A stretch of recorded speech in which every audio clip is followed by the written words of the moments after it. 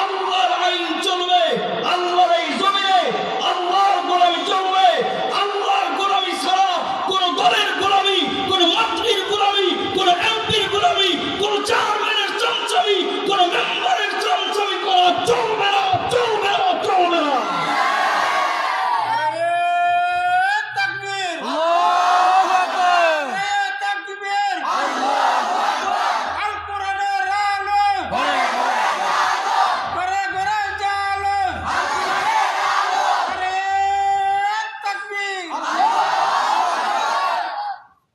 প্রিয় ভাইরা আমার, বড় কষ্ট নিয়ে কথাগুলো বলি, কারণ আমি ওয়াজ করার জন্য এখানে আসি নাই।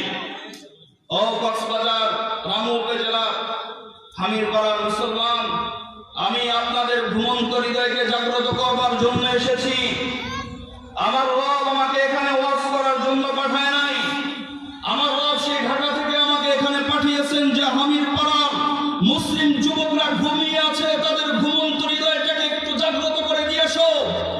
কারণ আজ মুসলমানের এই সন্তানগুলি ঘুমিয়ে পড়ার কারণে, মুসলমানের এই সন্তানগুলি মোবাইলের পিছনে পড়ে যাওয়ার কারণে, মুসলমানের এই সন্তানগুলি দলের গোলামির পিছনে পড়ে যাওয়ার কারণে দুনিয়ার জমিন থেকে ইসলাম আস্তে আস্তে করে উঠে যাইতেছে। আর মুসলমান, এজন্য আমার কথাগুলো পরিষ্কার ভাবে শুনবেন।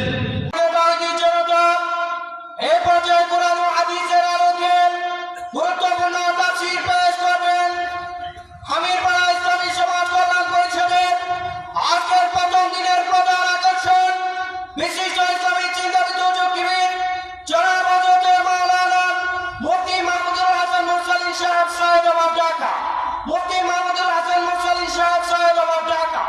আমি মোহতারাম হুজুরকে হামিরপাড়া ইসলামী সমাজ কল্যাণ পরিষদের পক্ষ থেকে ওনার মূল্যবান তাফসীর পেশ করার জন্য বিনীত অনুরোধ জানাচ্ছি।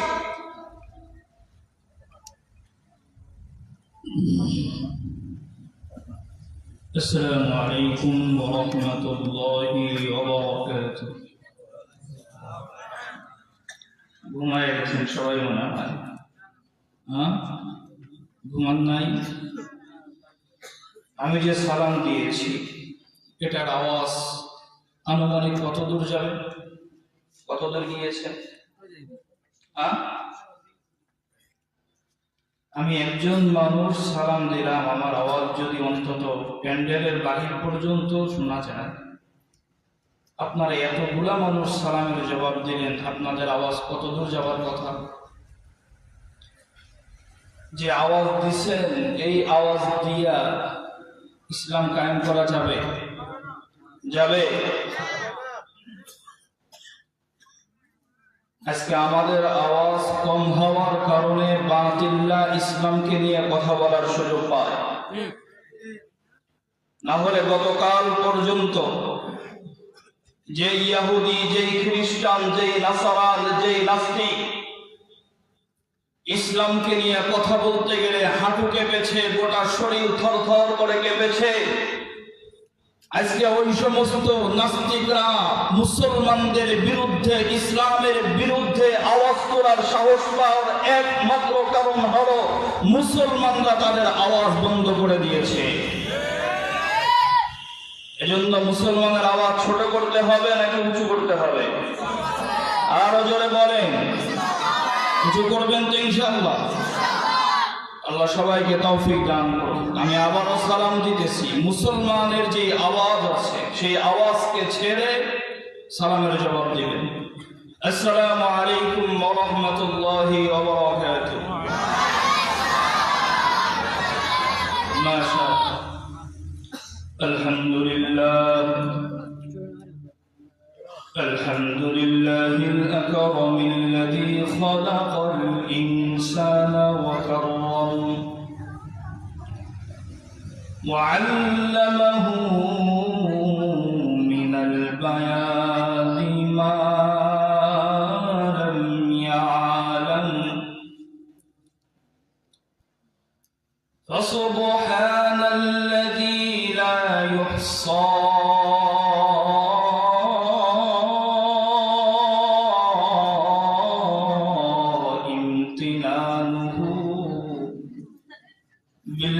باللسان ولا بالقلم ونشهد أن لا إله إلا الله وحده لا شريك له لا ضد له ولا ند له ولا مثل له ولا مثال له ونشهد أن سيدنا وسندنا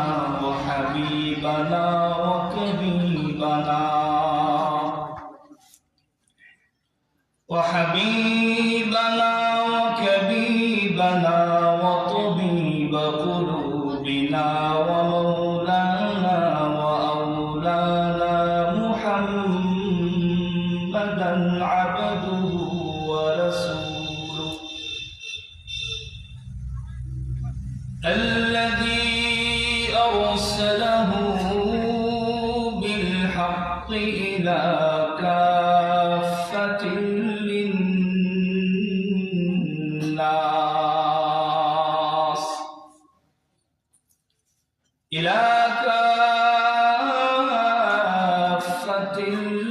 للناس بشيرا ونذيرا وداعيا إلى الله بإذنه وسراجا وقمرا منيرا أما بعد فأعوذ بالله من الشيطان الرجيم وإذ قال ربك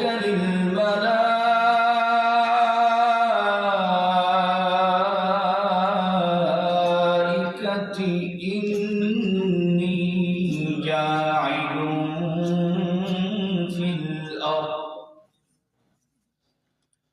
إني جاعل في الأرض خليفة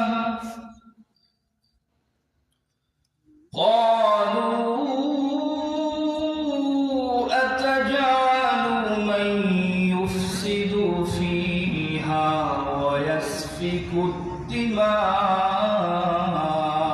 الدماء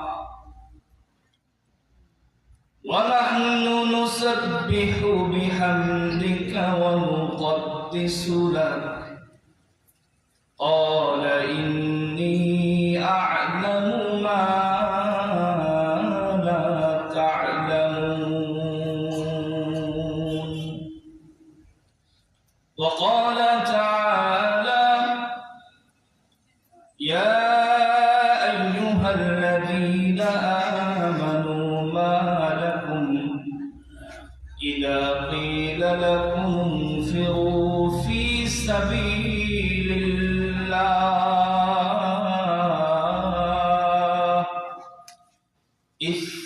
اثاقلتم إلى الأرض أرضيتم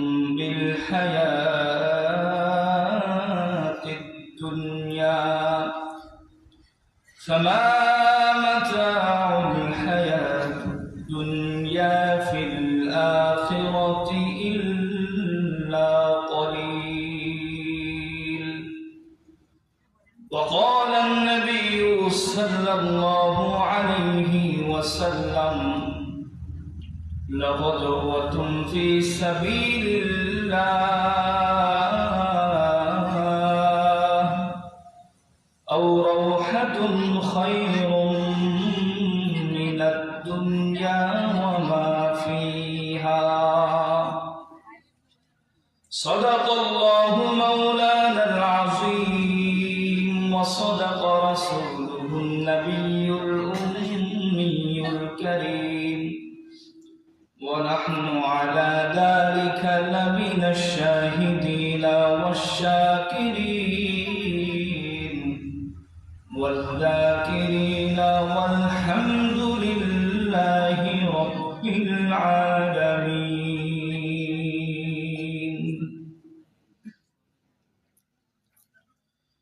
यही हम सब मुसाफिर हैं,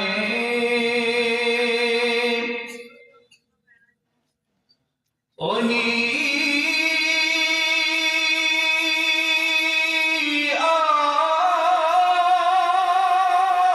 आखिर ठिकाना,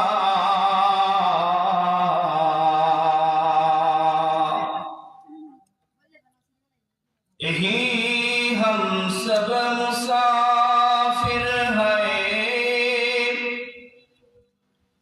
वही आखिर ठिकाना। कोई आगे रवाना है, कोई पीछे रवाना, कोई आगे रवाना है, कोई पीछे रवाना। मोहम्मद हरगिज़ न गुफ्ता ताना गुफ्ता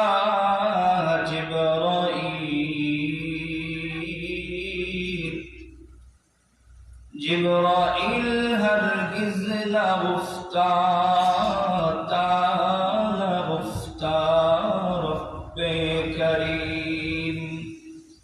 जिब्राइल हरगिज़ न गुफ्ता ताना गुफ्ता रब्बे करीम।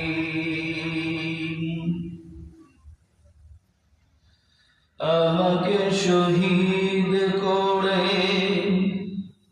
সেই মিছিলে শামিল করে নিও, যেই মিছিলের নেতা আমির হামজা, খোবায়েব খাব্বাব যারা ছিল রবে অতি প্রিয়, আমাকে শামিল করে নিও। আলহামদুলিল্লাহ। রামপুর উপজেলার অন্তর্গত রশিদনগর ইউনিয়নের হামিরপাড়া ইসলামী সমাজ কল্যাণ পরিষদ কমিটির উদ্যোগে আয়োজিত 23তম 2 দিন ব্যাপী ঐতিহাসিক তাফসীরুল কোরআন মাহফিলের প্রথম দিনের শেষ অধিবেশনের মুহতারাম সম্মানিত সভাপতি জনাব মাস্টার শেখ মোহাম্মদ আবু শামা সাহেব, অবসরপ্রাপ্ত সহকারী প্রধান শিক্ষক, ঈদগাহ আদর্শ শিক্ষা নিকেতন কেরিজ। ঐতিহাসিক এই তাফসীরুল কোরআন মাহফিলের প্রধান অতিথি এমডি শাহ আলম, চেয়ারম্যান 11 নং রশিদনগর গ্রাম কক্সবাজার। আমার পূর্বে আলোচনা করেছেন আজকের এই মাহফিলের মুহতারাম সম্মানিত বিশেষ মুফাসসির মাওলানা এনামুল হক ইসলামাবাদী সাহেব, বারাকাল্লাহু ফি হায়াতি, সকলেই বলি আমিন। এছাড়াও দীর্ঘ সময় পর্যন্ত এই মাজলিস শুরু হয়েছে, যদিও বৃষ্টির কারণে কিছুটা সংকীর্ণতা বোধ করতেছি আমরা, তবে একটা বিষয় আমি আপনাদেরকে জানান দিতে চাই, সেটা হলো আজকের এই নাদেরুজ্জামান উচ্চ বিদ্যালয়ে মাহফিল না হয়ে যদি কোনো গানের কনসার্ট হতো, তাহলে মানুষকে এই পরিমাণ থাকতো নাকি মাঠে জায়গা দেওয়া যেত? জায়গা দেওয়া যেত। আমি এই জন্য আজকে আলোচনা করব যে মুসলমান তার মাকসাদ ভুলে গিয়েছে। তার মাকসাদ কি? এক। 2 নম্বর আলোচ্য বিষয় হলো কিভাবে পৃথিবীর জমিনে ইসলাম প্রতিষ্ঠিত হবে, কেন হচ্ছে না, কি করলে হবে। তো আপনারা মনোযোগ সহকারে আলোচনা শুনবেন। ঐতিহাসিক এই তাফসীরুল কোরআন মাহফিলের দ্বিতীয় দিনের প্রধান মুফাসসির হিসেবে আপনাদের মাঝে আগমন করবেন সারা বাংলাদেশের সুপরিচিত ব্যক্তিত্ব, শুধু বাংলাদেশে বললেই ভুল হবে, আল্লাহ তাআলা যাকে গোটা পৃথিবীর মধ্যেই পরিচিত করে দিয়েছেন, বিশিষ্ট ইসলামিক স্কলার ও বিশিষ্ট দায়ী, আমার প্রিয় ভাই আবু তাহা মুহাম্মদ আদনান সাহেব। এবং আরো আলোচনা করবেন হযরত মাওলানা আবুল ফজল সাহেব, এবং সভাপতিত্ব করবেন জনাব মাস্টার রমিজ আহমদ সাহেব, প্রধান শিক্ষক নাদিরুজ্জামান উচ্চ বিদ্যালয়। বারাকাল্লাহু ফিক, হায়াতে সকলেই পড়ে আমিন। সামনে উপবিষ্ট আছেন দিন দরদি, দিন প্রিয়, আল্লাহ পাক রব্বুল আলামিনের আশিকিন, জাকিরিন, শাকিরিন, মুহিব্বিন, মুরব্বিন আযম। আমার পরিচয় টুকরা সমবয়সী যুবক বন্ধুগণ, স্নেহের ছোট ভাই, পর্দার অন্তরালে অবস্থানরত শ্রদ্ধা দিয়ে সম্মানিত মা ও বোনেরা, সৃষ্টি মহান স্রষ্টা দয়াময় মহান আল্লাহ জাল্লা শানুহু ওয়া আম্মা নওয়ালহু এর দরবারে লক্ষ্য করি শুকর যে আল্লাহ পাক রব্বুল আলামিন আমাকে আপনাকে শীতের ভিতরে, বৃষ্টিও হচ্ছিল তার ভিতরেই সমস্ত কিছুকে অপেক্ষা করে কোরআনের এই ময়দানে উপস্থিত হওয়ার জন্য তৌফিক দিয়েছেন। এজন্য আমরা সকলেই মুসলমান হিসাবে, ইমানদার হিসাবে ইমানের আওয়াজকে উঁচু করে আমরা কালিমাতুশ শুকর আদায় করি, আলহামদুলিল্লাহ। আমার আলোচ্য বিষয়ের আয়াত হলো সূরা বাকারা। নাম শুনেছেন আপনারা এই সূরা? কোরআনুল কারীমে লিপিবদ্ধ করা হয়েছে প্রথমে সূরাতুল ফাতিহা, সূরাতুল ফাতিহা, তারপরে সূরাতুল বাকারা। এই সূরা বাকারা 30 নম্বর আয়াত থেকে নিয়ে 35 নম্বর আয়াত পর্যন্ত, 1 নম্বর পারার 5 নম্বর পৃষ্ঠা শুরুর থেকে পড়ে অর্ধ পৃষ্ঠা পর্যন্ত। আমি আপনাদের কাছে অনুরোধ করব মনোযোগ সহকারে আলোচনা শ্রবণ করবেন ইনশাআল্লাহ। প্রিয় ভাইরা, আলোচনার শুরুতে একটা কথা আমি আপনাদেরকে বলি। আমাদের বর্তমান সমাজে আলোচনা, ওয়াজ মাহফিল, তাফসীরুল কোরআন মাহফিল কম নাকি বেশি? যে পরিমাণ তাফসীরুল কোরআন মাহফিল হয়, যদি আমরা সবাই মাননেওয়ালা হইতাম, যদি আমল করনেওয়ালা হইতাম, তাহলে বাংলাদেশে এমন কোন মুসলমান থাকতো যে নামাজ পড়ে না? বলেন। আমরা যদি মানতাম তাহলে বেনামাজি থাকতো? হ্যাঁ। আমরা যদি মানতাম তাহলে মদখোর থাকতো? আমরা যদি আমল করতাম সুদখোর থাকতো? ঘুষখোর, রটবাড়ি চোর আছে আমাদের সমাজে? রটবাড়ি চোর এটা তো বুঝলাম, ঘুষ খাই এটা না বুঝলাম, রটবাড়ি খোরও আছে আমাদের সমাজে, যারা জনগণের রড, জনগণের বালু, জনগণের রাস্তাঘাট, জনগণের ব্রিজ কালভার্ট খেয়ে ফেলে। আমি মাঝে মাঝে চিন্তা করি যে আল্লাহ এদেরকে কি দাঁত দিল আর কি মুখ দিল যে সব খায়, কিছু বাদ নেই। জনগণের জন্য বরাদ্দকৃত টয়লেট এটাও খায়। আল্লাহ সবাইকে হেদায়েত দান করুন, আমিন। প্রিয় ভাইরা, আল্লাহ তাআলা সূরা বাকারার 31 নম্বর আয়াতে জানায় দিতেছেন, ওয়াইদ ক্বালা রাব্বুকা লিল মালাইকা ইন্নী জাঈলুন ফিল আরদি খলিফা।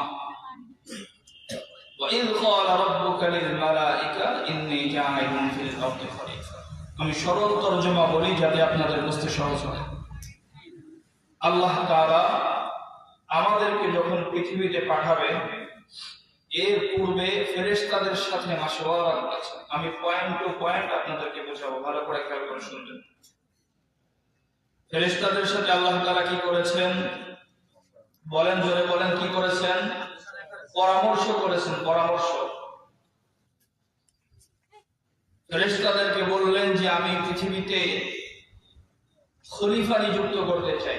ভালো করে বুঝবেন, আল্লাহ কি বলছে? ইন্নী জাইলুন ফিল আরদি খলিফা। আমাদের সমাজে বর্তমান খলিফা বলা হয় কাদেরকে বলেন তো? বলেন, যারা কাপড় সেলাই করে তাদেরকে। কাদেরকে বলেন? আমাদের সমাজে যারা কাপড় সেলাই করে, দর্জি, তাদেরকে আমরা খলিফা বলি। জানি না কোথা থেকে এদেরকে খলিফা বলা হলো, কোন শব্দের অর্থে এদেরকে খলিফা বলা হয়। তবে এতটুকুন বুঝতে পারি যে এই খলিফা শব্দটাকে বিকৃত করার জন্যই সমাজের এই দর্জিগুলোকে খলিফা বলা হয়। ঠিক যেমন জিহাদ শব্দকে বিকৃত করা হয়। কিভাবে? আমাদের সমাজে একদল মানুষ বলে যে নফসের জিহাদ হলো বড় জিহাদ। কি বলে? নফসের জিহাদ বড় জিহাদ। আল্লাহ রাসূল কি নফসের জিহাদ করেছেন? বদরের যুদ্ধ কি নফসের জিহাদ ছিল? কথা বলবেন আমার সাথে। উহুদের ময়দানে কি নফসের জিহাদ হয়েছে? সাহাবায়ে কেরাম শাহাদাত বরণ করেছেন কি নফসের জিহাদ করে? তীরের আঘাতে, তলোয়ারের আঘাতে টুকরো টুকরো হয়েছেন সাহাবায়ে কেরাম নফসের জিহাদ করে? নফসের জিহাদের জন্য কি আবার সেনাপতি দরকার পড়ে? এই নফসের জিহাদ বড় জিহাদ যারা এই কথা বলে, ওরা আল্লাহর বিধান জিহাদের অবব্যাখ্যা করে জিহাদকে দুনিয়া থেকে মিলিয়ে দিতে চায়। দ্বিতীয় কথা হলো, যারা জিহাদ করতে চায় আজকের সমাজে তাদেরকে জঙ্গিবাদ বলে গালি দেওয়া হয়। জঙ্গি কাদেরকে বলা হয়? আজকের সমাজের মুসলমানদের হৃদয়ের ভিতরে এটা ঢুকিয়ে দেওয়া হচ্ছে যে যারা জিহাদের কথা বলবে তারা জঙ্গি। এজন্য মামুনুল হক জঙ্গি, এজন্য আমির হামজা জঙ্গি, এজন্য কোরআনের পাখি আল্লামা দেওয়ার হুসাইন সাইদি জঙ্গি, এজন্য কারাগারে থেকে মুক্তি হয়েছে। পরিষ্কার ভাবে আমরা জানান দিতে চাই, এই পৃথিবীর হায়াত তো অল্প কিছু হায়াত আল্লাহ তাআলা তোমাদেরকে দিয়েছেন, অল্প কিছু হায়াত তোমাদেরকে দেওয়া হয়েছে। একথা তোমাদের মনে রাখতে হবে। ও বাংলার জমিনের ক্ষমতাসীন লোকেরা শুনো, তোমাদের চাইতে বড় সুপার পাওয়ার ছিল ফিরআউন, তোমাদের চাইতে বড় শক্তিশালী ছিল কারুন, সম্পদের মালিক ছিল, তোমাদের চাইতে বড় শক্তিশালী ছিল নমরুদ। আল্লাহর সাথে যুদ্ধ ঘোষণা করেছে, পৃথিবীর জমিন থেকে লাঞ্ছিত হয়ে বিদায় নিয়েছে। আজকের ক্ষমতাসীন লোকেরা পরিষ্কারভাবে জানান দিতে চাই, এই বাংলার জমিনে কোরআনের বিরুদ্ধে কথা বলবো, কোরআনের বিরুদ্ধে আইন পাশ করব, সংসদে আমাদের আইন বৈধ করব, নারীদেরকে নিয়ে অর্ধ উলঙ্গ করে যেখানে সেখানে কনসার্ট করব, ওলামায়ে কেরামের বিরুদ্ধে অবস্থান করব। তোমাদের অবস্থা ঠিক সেরকম হবে যেমন হয়েছে ফিরআউনের, যেমন হয়েছে নমরুদের, যেমন হয়েছে আবু জাহলের। খোদার কসম, এই পৃথিবী থেকে ইজ্জত নিয়ে মরতে পারবে না, পারবে না, পারবে না। মুসলমান, আমার কথাগুলো ভালো করে বুঝেন। আজকের পরিস্থিতি দেখলে হৃদয় রক্তক্ষরণ হয়। আমি শুরুতে বলেছি খলিফা এই শব্দের অবব্যাখ্যা করা হচ্ছে। আল্লাহ পাক রব্বুল আলামিন আমাদেরকে খলিফা বানিয়ে পাঠিয়েছেন। খলিফা ছিলেন হযরত ওমর, খলিফা ছিলেন হযরত আবু বকর, খলিফা ছিল হযরত আলী, মুসলমান খলিফা ছিল হযরত ওসমান। ওনারা কি কাপড় সেলাই করেছেন? এজন্য খলিফা বলা হলো। ওনারা কি করেছেন? অর্ধ পৃথিবী শাসন করেছেন। ওনারা গোটা পৃথিবীতে রাজত্ব করেছেন। আল্লাহ আমাদেরকে পৃথিবী রাজত্ব করার জন্য পাঠিয়েছেন, চমচমি করার জন্য পাঠায়। এজন্য মুসলমান যে পরিচয় দেয় সে কখনো দলের গোলামি করতে পারে না। গোলামি যদি করতেই হয়, কার গোলামি করবো? জোরে করে বলেন। একমাত্র আল্লাহর গোলামি চলবে। আল্লাহ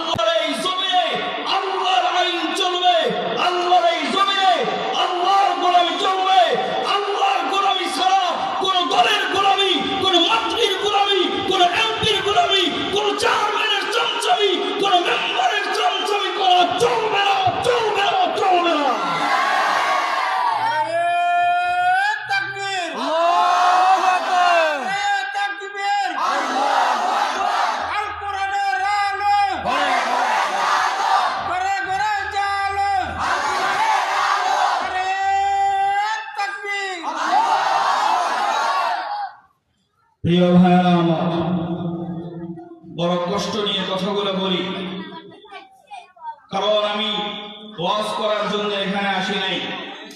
ও কক্সবাজার রামু উপজেলা হামিরপাড়ার মুসলমান, আমি আপনাদের ঘুমন্ত হৃদয়কে জাগ্রত করবার জন্য এসেছি। আমার রব আমাকে এখানে ওয়াজ করার জন্য পাঠায় নাই। আমার রব সেই ঢাকা থেকে আমাকে এখানে পাঠিয়েছেন যে হামিরপাড়ার মুসলিম যুবকরা ঘুমিয়ে আছে, তাদের ঘুমন্ত হৃদয়টাকে একটু জাগ্রত করে দিয়ে এসো।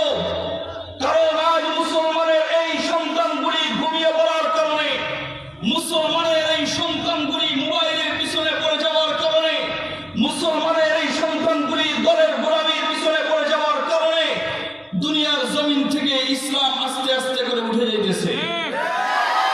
মুসলমান, এই জন্য আমার কথাগুলো পরিষ্কার ভাবে শুনবেন। মুসলমান, এই জন্য আমার কথাগুলো পরিষ্কার ভাবে শুনবেন।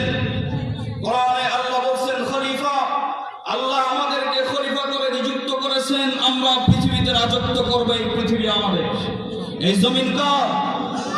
আরো জোরে বলেন, জমিন কার? এই আসমান কার? পৃথিবীতে যত কিছু দেখেন এই সব কিছু কার? আল্লাহ বলে দিয়েছেন তাদেরকে, জানেন? আল্লাহ তাআলা জানায়া দিয়েছেন, আল্লাযী জাআলা লাকুমুল আরদা ফিরাশান ওয়াস সামাআ বিনাআ। শুধু এক জায়গায় বলেন নাই, কাবার মালিক সূরা নাবার ভিতরেও জানায়া দিয়েছেন। 30 নম্বর পড়ার প্রথম নম্বর পৃষ্ঠার ভিতরেই রয়েছে, আলাম নাজআলিল আরদা মিহাদা ওয়াল জিবালা আওতাদা ওয়া খালাকনাকুম আজওয়াজা ওয়া জাআলনা নাওমাকুম সুবাতা ওয়া জাআলনাল লাইলা লিবাসা। লম্বা আয়াত আল্লাহ তাআলা এনেছেন। আমি সংক্ষেপে আপনাদেরকে বুঝিয়ে দিতে চাই। আল্লাহ বলে দিয়েছেন, ও পৃথিবীর মানুষেরা, আমি তোমাদের জন্য আসমান তৈরি করলাম, আমি জমিন তৈরি করলাম। আলাম নাজআলিল আরদা মিহাদা, আমি জমিনকে বিছানার মতো বানায়া দিলাম। ওয়াল জিবালা আওতাদা, যাতে করে এই জমিনটা নড়াচড়া করতে না পারে, হিলতে না পারে, এজন্য পাহাড় নামক প্যারা আমি জমিনের ভিতরে গেড়ে দিলাম। পৃথিবীতে বসবাস করতে সমস্যা হবে। ওয়া খালাকনাকুম আজওয়াজা, একজন চলাফেরা করা যায় না, একজন কথা বলা যায় না, একজন কোনো কিছুই করা যায় না। এজন্য আমি আল্লাহ তোমাদেরকে জোড়ায় জোড়ায় সৃষ্টি করলাম। মুসলমান, আল্লাহ আসমান বানাইছেন সেটাও জানায়া দিলেন, আল্লাহ জমিন বানাইছেন সেটাও জানায়া দিলেন। সবকিছুর উপরে আল্লাহ বলছেন যে এই সবকিছু কাদের জন্য? মুমিনদের জন্য নাকি বেঈমানদের জন্য? বলেন, এই পৃথিবীতে শাসন করবে কারা? আরো জোরে বলেন, কারা? আপনাদের বলতে ভয় লাগে? এই ভয়ের কারণে আজকে আমাদের এই পরাজয়, এই ভয়ের কারণে আজকে পরাজয়।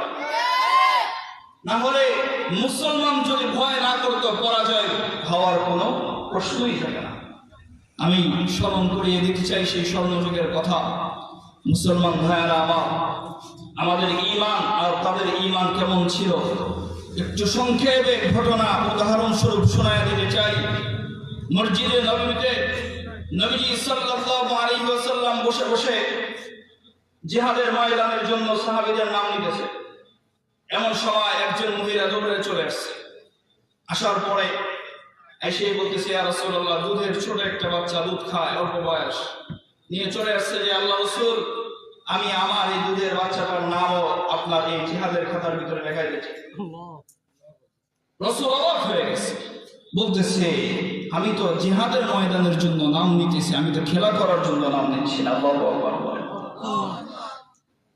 তোমার এই বাচ্চা তীর চালাইতে পারে না, তোমার এই বাচ্চা তলোয়ার চালাইতে পারে না, তোমার এই বাচ্চা না ঢাল ধরতে পারবে না, লড়াই করতে পারবে, কিছুই করতে পারবে না, তো তোমার এই বাচ্চার নাম আমি কেন নিব? এই কথা বলার পরে মহিলাকে চোখের পানি ছেড়ে কান্না করে নবীজি সাল্লাল্লাহু আলাইহি ওয়াসাল্লামকে বললেন, ওগো আল্লাহর পয়গম্বর, আমিও জানি আমার এই দুধের বাচ্চাটা তীর চালাইতে পারে না। ওগো নবীজি, আমিও জানি আমার এই বাচ্চাটা তলোয়ার চালাইতে পারে না। ওগো নবীজি, আমিও জানি আমার এই বাচ্চাটা ঢাল ধরতে পারবে না। তবে পয়গম্বর, আমি আপনার কাছে জানতে চাই, আমার এই বাচ্চাটাকে ঢাল হতেও পারবে না। আল্লাহু আকবার বলে। মহিলা বলতেছে, পয়গম্বর, আমার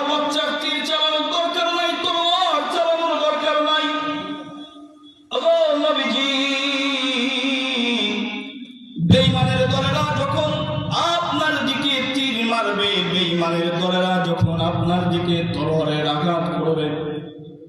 পয়গম্বর তলোয়ারের আঘাতে আঘাতে আমার এই দুধের বাচ্চাটা খণ্ড বিখণ্ড হয়ে যাবে। ওগো নবীজি, যেই দিক থেকে তীর আসবে, যদি ডান দিক থেকে তীর আসে আমার এই দুধের বাচ্চাটাকে ডান দিকে ভাবে ধরবেন আপনি। যদি তলোয়ারের আঘাত বাম দিক থেকে আসে আপনি বাম দিকে ধরবে। তলোয়ারের আঘাতে তীরের আঘাতে আঘাতে আমার এই দুধের বাচ্চাটা খণ্ড বিখণ্ড হয়ে যাবে পয়গম্বর। তারপরেও যেন আপনি নবীর গায়ে একটা ফুলের টুকাও না লাগে। এজন্যই কবি বলেছে মোহাব্বত এক আজীব শাই হে, বয়া করনা নামুমকিন হ্যায়। मोहब्बत एक अजीब शय है, बया करना नामुमकिन है। न खाता है न पीता है, न जीता है न मरता है। न खाता है न पीता है, न जीता है न मरता है। मुसलमान এর নাম হলো ভালোবাসা, এর নাম হলো মহব্বত। যে রাসূলের জন্য নিজের সন্তানকে কোরবানি দিয়েছে, ইসলামের জন্য নিজের সন্তানকে বিলীন করেছে। আফগান মুজাহিদদের জীবনী যদি শুনতে চাও ও মুসলমান, আমেরিকা একটা কারাগার রয়েছে যার নাম হলো গুয়ান্তানামো কারাগার। নাম কি বলেন তো? গুয়ান্তানামো কারাগার। এই কারাগারের ভিতরে ডক্টর আব্দুল্লাহ আজম শাহের ভাতিজাকে দীর্ঘদিন গ্রেফতার করে রাখা হয়েছিল। উনি ওখান থেকে বের হওয়ার পরে গুয়ান্তানামোর ডায়েরি নামক একটা বই তিনি লিখেছেন, যার ভিতরে ওই কারাগারের শাস্তিগুলি, তিনি কারাগারের যে নির্যাতন আছে সেটা বর্ণনা তিনি সেখানে দিয়েছেন। ওই আমেরিকার ভিতরে এই কারাগার একমাত্র এই জন্য বানানো হয়েছে, ইসলামের পক্ষে যারা জিহাদ করবে, ইসলামের পক্ষে যারা কথা বলবে, ইসলামের পক্ষে যারা লড়াই করবে, তাদেরকে ধরে ধরে সেই কারাগারে নিয়ে জুলুম করার জন্য।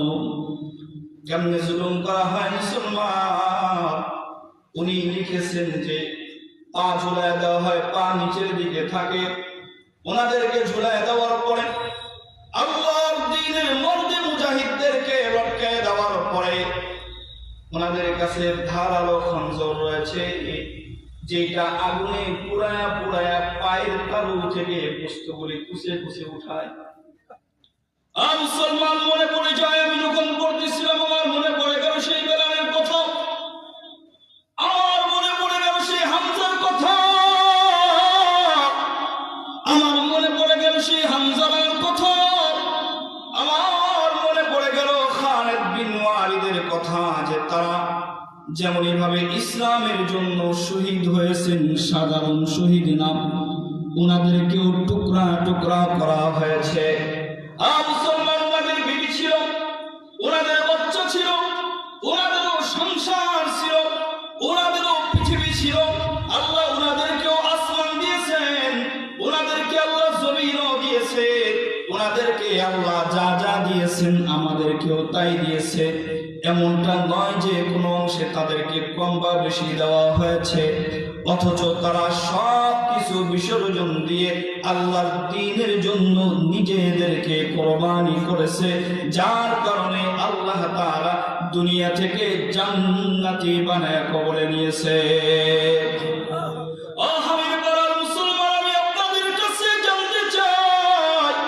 আজকে আপনাদের কি হয়ে গেল? জিহাদের কথা শুনলেই কেন আপনাদের কপাল পড়ে যে আমাকে বলেন? মুসলমান, আজকের সমাজে যদি নামাজের কথা বলা হয় কেন কপাল পড়ে? জোরে বলেন। সমাজের ঘুষখোর সুদখোর নেতা পাতি নেতা সামান্য টাকা হইলে রাস্তার বালু মাইরে খাইছে, বাট মাইরে খাইছে, এগুলা করে টাকা জমায় চালমিতে দাঁড়াইয়া, মেম্বারিতে দাঁড়াইয়া আগে যায় হজ করতে। হজ করতে ওর সমস্যা নাই। মুসলমান, নামাজ কি এটা কি ফরজ বিধান? আপনারা বলেন। নামাজে এটা কি ফরজ বিধান না? ফরজ বিধান। সামর্থ্য থাকলে হজ করা ফরজ, যাকাত দেওয়া, জোরে বলেন না। তো জিহাদ কি? জিহাদ সামর্থ্য থাকলেও ফরজ, না থাকলেও ফরজ। আজকের সমাজে একদল লোক তারা বলতে চায় আমাদের তো তরোয়ার নাই, আমাদের তো কামান নাই, আমাদের এই নাই সেই নাই। মুসলমান, ওই ঘটনা থেকে আমি আপনাদেরকে বুঝাইতে চাই, ওই যে যেই মহিলা বলছে আমার বাচ্চা শহীদ হয়ে যাবে, রাসূল আপনার জন্য ওই মজলিসের ভিতরে তদানীন্তন সময়ে রোম সম্রাটে যাদেরকে নির্ধারণ করে দিয়েছিল যে এমন কিছু গোয়েন্দা তারা ওখানে কি মাসওয়ারা হয়, পরামর্শ হয়, সেগুলো রোম সম্রাটের কাছে এনে খবর দেবে। গোয়েন্দারা মহিলার এই কথা শোনার পরে রোম সম্রাটের কাছে যায় বলতেছে যে বাদশাহ, আপনি যে স্বপ্ন দেখতেছেন এটা কখনো সম্ভব না, এই স্বপ্ন দেখা বাদ দেন, আপনি ঘুম থেকে উঠে আপনি ঘুমায় ঘুমায় স্বপ্ন দেখতেছেন, এই স্বপ্ন কখনোই পূরণ হবে না। রোম সম্রাট গরম হয়ে বলতেছে, এই কেন হঠাৎ করে তোমরা আমাকে এমন ভয় কেন দিচ্ছ? তাদের কি আমাদের চাইতে অস্ত্র বেশি? এই কথাগুলো ভালো করে খেয়াল করো মুসলমান। রোম সম্রাট বলতেছে যে মুসলমানদের কি আমাদের চাইতে অস্ত্র বেশি? গোয়েন্দারা বলে বাদশা না। তাহলে তাদের সৈন্য বেশি? বলে না। তাদের শক্তি বেশি? বলে না। তাহলে আমাকে ভয় কেন দেখাইতেছ? তখন গোয়েন্দারা বলল, সম্রাট আপনি শুনে রাখেন, আপনার শক্তি বেশি থাকতে পারে, আপনার অস্ত্র বেশি থাকতে পারে, আপনার সৈনিক বেশি থাকতে পারে, আপনার কাছে যুদ্ধের সরঞ্জাম বেশি থাকতে পারে, আপনার কাছে কলা কৌশল বেশি থাকতে পারে, তবে আপনি শুনে রাখেন আপনার সৈনিকদের জন্য বদের পেয়ারা হাতে নিয়ে নারীদেরকে নিয়ে মঞ্চের ভিতরে বিভিন্ন জায়গায় অর্ধ উলঙ্গ করে নাচা আর গাওয়া যতটুকু প্রিয়, মুহাম্মাদের সৈনিকদের জন্য, ইসলামের জন্য জীবন দেওয়া তার চাইতে বেশি প্রিয়। এজন্য আপনি যেই স্বপ্ন দেখতেছেন এই স্বপ্ন দেখাবার দেন। মুসলমানদের অস্ত্রের প্রয়োজন হয় না, মুসলমানদের সৈন্যের প্রয়োজন হয় না, মুসলমানদের একটা শক্তি, সেই শক্তি হলো ঈমানী শক্তি। বিগত দিনেও মুসলমানদের ঈমানী শক্তির কারণে বেঈমানরা পরাজয় বরণ করেছে। আগামী পৃথিবীতেও, আগামী বিশ্ব মুসলমানরা যদি তাদের ঈমানকে মজবুত করে ময়দানে ঝাঁপিয়ে পড়তে পারে, খোদার কসম পৃথিবী ছেড়ে সমস্ত বেদরবিরা আবারও মুসলমানদের পায়ে লুটে পড়তে বাধ্য হবে ইনশাআল্লাহ। প্রস্তুত থাকবো তো ইনশাআল্লাহ? মুসলমান, এখন প্রশ্ন হলো হুজুর জিহাদ করব, জিহাদ কি আমাদের জন্য ফরজ আইন হয়েছে? প্রশ্ন এটা আমাদের সকলে। মুসলমান ভাইরা, আমি শুরুতে বলেছি আমার আলোচ্য বিষয় মানুষ কেন বানানো হলো, মানুষ তার মাকসাদ ভুলে গিয়েছে। এক, 2 নাম্বার হলো যে মানুষ আজকের পৃথিবীতে ইসলামের পরাজয় হওয়ার কারণ কি? এই 2টা কারণ, এই যে 2টা বিষয়, 2টা বিষয়ের একটাই মাত্র কারণ, মুসলমান আল্লাহ তাআলার বড় একটা বিধান জিহাদকে ছেড়ে দিয়েছে। বড় একটা বিধান ছলে বলে কৌশলে জিহাদকে ছেড়ে দিয়েছে। কেমনে, কিভাবে দেখেন? এই যে আমাদের ভিতরে এখন বর্তমান ভাইরাল একটা ইস্যু রয়েছে, সেটা হলো ব্রাক বিশ্ববিদ্যালয় থেকে আসিফ মাহতাব স্যার যিনি আছে তাকে কি করা হয়েছে? চাকরিচ্যুত করা হয়েছে। কেন? তিনি 7ম শ্রেণীর একটা বই ছিঁড়ে ফেলছে। তো ওই বইয়ের ভিতরে কি লেখা ছিল যে একটা মেয়ে সে মনে মনে, একটা ছেলে সে মনে মনে ভাবছে আমি মেয়ে।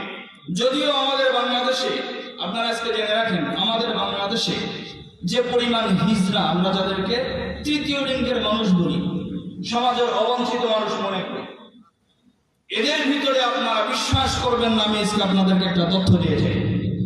বাংলাদেশে জন্মগত হিজড়া 1 থেকে 2 জন আছে কিনা সন্দেহ। বাংলাদেশে যত হিজড়া রয়েছে বা তৃতীয় লিঙ্গের মানুষ রয়েছে, এদেরকে চালায় আমেরিকার গোয়েন্দারা, আমেরিকার থেকে বিভিন্ন সংগঠন। কেন চালায়? যাতে করে এরা এই দেশের ভিতরে থেকে আজীব, এগুলা তো বলাও যায় না, এরা এমন এমন কাজ প্রশিক্ষণ দেয় যেটা আপনারা স্বপ্নেও করতে পারবেন না। এই যে লিলাওয়াতের কওমে লূতের যেটা পুরুষে পুরুষে জিনা করা, এগুলো এরা প্রশিক্ষণ দেয়। নাউজুবিল্লাহ বলেন। ওই বইয়ের ভিতরে লেখা যে সে হিজড়া জনগোষ্ঠী যারা আছে তৃতীয় লিঙ্গে তাদের সাথে চলাচল করতে শুরু করেছে। আমাদের সমাজে কিছু সুশীল সমাজ আছে না, কলা বৈজ্ঞানিক যাদেরকে বলা হয়, কলা বৈজ্ঞানিক বুঝেন? হ্যাঁ, এরা বলে চিন্তাবিদ, এরা বলে দার্শনিক। কি দার্শনিক আল্লাহ ভালো জানে, কি চিন্তা করে আল্লাহ ভালো জানে। সব চিন্তা করে একটা জিনিসই পায়, যে কিভাবে ইসলামকে নিষিদ্ধ করা যায়, কিভাবে মদের আইন বৈধ করা যায়। এই জন্য আল্লাহ হোসেন সাইদের একটা কথা আমার মনে পড়ে মাঝে মাঝে, যে এরা কেন মদের আইন বৈধ করতে চায়, এরা কেন নারীদের সমান অধিকার দিতে চায়। কারণ যদি মদের আইন বৈধ করা যায় তাহলে নিজেরা বড় বড় বোতল করে খাইতে পারবে। উনি যেভাবে বলছে ওইভাবেই বলতেছে, যে যদি সংসদে মদের আইন পাশ করা হয় তাহলে বড় বড় বোতল করে কারা খাবে? যারা আছে তারাই আগে। যদি নারী পুরুষ সমান অধিকার বলে তাদেরকে রাস্তায় নামানো যায়, তাদেরকে ভোগ করার জন্য সবচেয়ে বেশি সুবিধা হবে কাদের? বলেন, কাদের সুবিধা হবে? যারা করতেছে তাদের। মুসলমান ভাইয়া, আফসোস যে এখানে লেখা আছে যে সে মনে মনে ভাবছে। হ্যাঁ ঠিক আছে, মনে মনে ভাবছে। কেউ যদি মনে মনে ভাবে যে আমি আজকের থেকে নারী হয়ে গেলাম বা আমি আজকের থেকে পুরুষ হয়ে গেলাম, উদ্দেশ্যটা কি দেখেন? সে মনে মনে ভাববে যে আমি নারী হয়ে গেছি, তাহলে এখন থেকে নারীর যতগুলো অধিকার আছে সেই অধিকারগুলো সে পাবে। নারীর সাথে সে হোস্টেলে থাকবে। এবার আপনারা বলেন, একজন পুরুষ যদি নারীর সাথে হোস্টেলে একই রুমের ভিতরে থাকে, ওখানে তো মনে হয় ওয়াজ আলোচনা করবে। হ্যাঁ, এক রুমের ভিতরে থাকলে আল্লাহ জিকির করবে? বলেন, বলেন না কেন? নারী পুরুষ যদি, যুবক যুবতী যদি এক রুমের ভিতরে রাখা হয়, কি আল্লাহ জিকির করবে? এমনি তোমাদের শিক্ষার কারণে তোমরা যে শিক্ষার কথা বলো, এই শিক্ষা কখনো জাতিকে সুশিক্ষায় শিক্ষিত করতে পারে না। তোমাদের শিক্ষা আজকে ক্লাস 5 এর ছেলেমেয়েদেরকে প্রেম শিখিয়েছে। এজন্য ক্লাস 5 এর ছাত্র তার বাবার পকেট থেকে টাকা চুরি করে 2টা গার্লফ্রেন্ড নিয়ে কক্সবাজার ঘুরতে আসে। আসে না? এজন্যই তোমরা না বলছিলা যে শিক্ষকের সামনে পর্দা করার দরকার নাই, শিক্ষক বাবার সমতুল্য। তাহলে আমি এবার প্রশ্ন করি, ও পরাবিজ্ঞানী, তোমরা যারা এই কথা বলেছিলা সুশীল সমাজ, তাহলে ওই যে তিশা নামক মেয়েটার বাপ হওয়ার কথা ছিল তো খন্দকার মুশতাক। এবার তোমরা আমাকে জবাব দাও যে খন্দকার মুশতাক তার মেয়ে তিশা তার ছাত্রী তাকে বিবাহ কেমনে করে? হ্যাঁ, আমি এটা হিসাব মিলাইছি যে এমনিই করে, যেমনি স্বামী উসমান বক্তৃতা দেয়। কেমনে বক্তৃতা দেয়? যে আমার মা জননেত্রী শেখ হাসিনা, আমার বাবা বঙ্গবন্ধু শেখ মুজিবুর রহমান। বুঝেন নাই মনে হয় আপনার? আমার মা শুনেন নাই মনে হয়? আমার মা জননেত্রী শেখ হাসিনা, এটা ঠিক আছে মানলাম। এরপরে হিসাবটা মিলাইতে পারিনি যে আমার বাবা বঙ্গবন্ধু শেখ মুজিবুর রহমান। এরপরে বলতেছে আমার বোন বঙ্গবন্ধু কন্যা শেখ রেহানা। কোনো দিক থেকে হিসাব মিলাইতে পারি না যে আপা হয়েছে, এটা না হয় বুঝলাম, একটা ধরি বঙ্গবন্ধুর বাপ বলছে, সেটা না হয় না। কিন্তু আবার আমাদের প্রধানমন্ত্রী, মাননীয় প্রধানমন্ত্রী শেখ হাসিনা মা কেমন? তো পরে চিন্তা করছি যে তাদের কাছে যদি এটা হইতে পারে, তাহলে খন্দকার মুশতাক তার মেয়ের সমতুল্য ছাত্রীকে বিবাহ করতেও। বলেন, জোরে বলেন। মুসলমান ভাইরা, সতর্ক করি আপনাদেরকে, কথায় কথা আসলে জন্য বলে দেই, এই যে ট্রান্সজেন্ডার যেটাকে বলা হয়, এটাকে হিজড়ার সাথে গুলিয়ে ফেলতেছে। এই ট্রান্সজেন্ডার এবং হিজড়া এক জিনিস না। ট্রান্সজেন্ডার এবং হিজড়া এটা কখনোই এক জিনিস হতে পারে। ট্রান্সজেন্ডারের অর্থ হইল একজন মহিলা, সে মনে মনে ভাববে আমি পুরুষ হয়ে গেছি, তাকে সেই অধিকার দেওয়া হবে। একজন পুরুষ ভাববে আমি মহিলা হয়ে গেছি, তাকে সেই অধিকার দেওয়া হবে। হিজড়া যাদেরকে বলা হয়, এরা হলো জন্মগতভাবে আল্লাহ তাআলা যাদেরকে হিজড়া বানিয়েছে, তারা হলো হিজড়া। এদের সাথে এদেরকে মিলিয়ে তালগোল পাকায় আমাদেরকে বুঝাইতে চায় যে এখানে তো দোষের কিছু নাই। দোষের কিছু যদি না থাকে, আমি তোমাদের কাছে জানতে চাই, একজন স্বয়ং সম্পূর্ণ পুরুষ সে যদি মনে মনে এটা ভাবে যে আমি মহিলা হয়ে গেছি, আর তাকে যদি মহিলার হোস্টেলে থাকতে দেওয়া হয়, ছাত্রীদের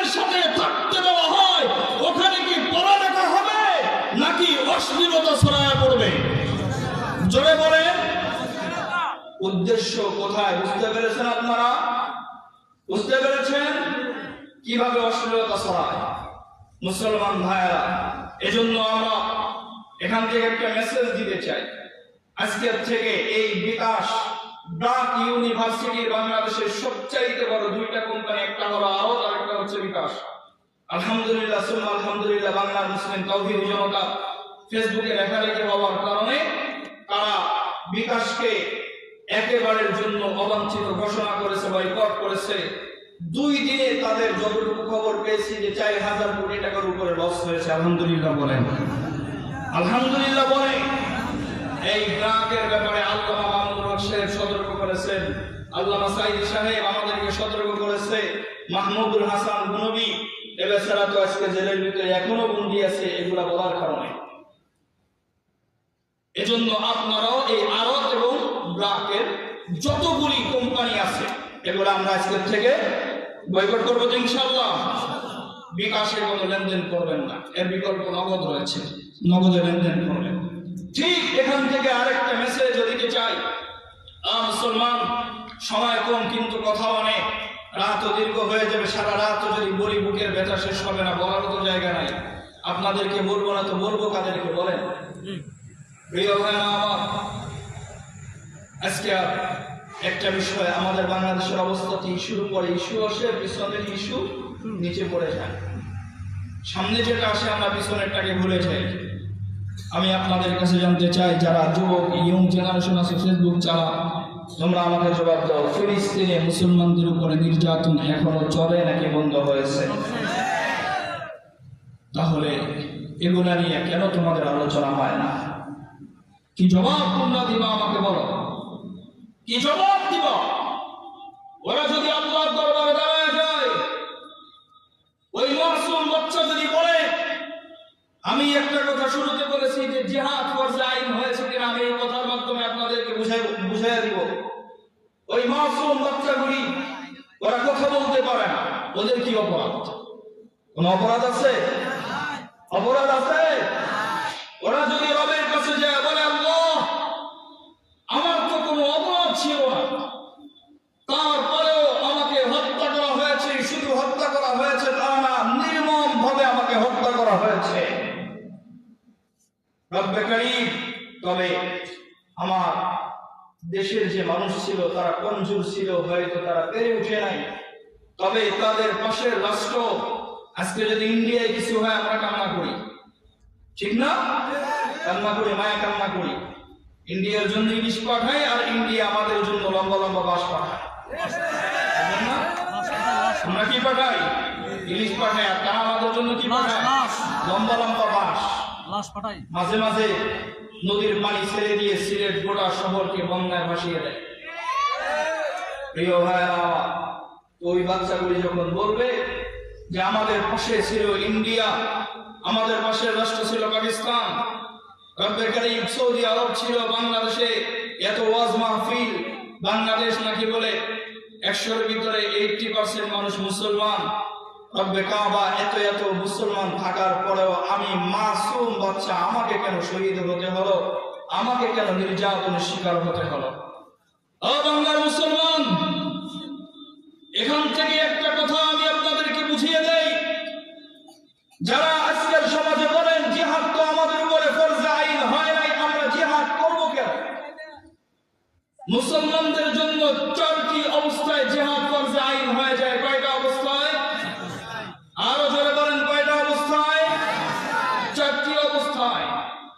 তার ভিতরে 1 নম্বর হলো, যখন দেখবেন কোন রাষ্ট্রে মুসলমানদের উপরে নির্যাতন হচ্ছে, তাহলে সেই রাষ্ট্রের মুসলমানদের জন্য বেঈমানদের বিরুদ্ধে লড়াই করা ফরজ আইন হয়ে যায়।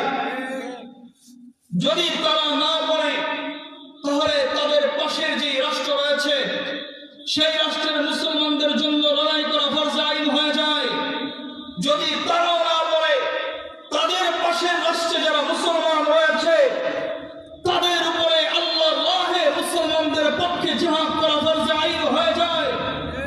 এভাবে যদি তারাও না বলে, তাদের পাশের রাষ্ট্র, তারাও যদি না বলে, তাদের পাশের রাষ্ট্র, এভাবে বর্তমান সময় আজকে ফিলিস্তিন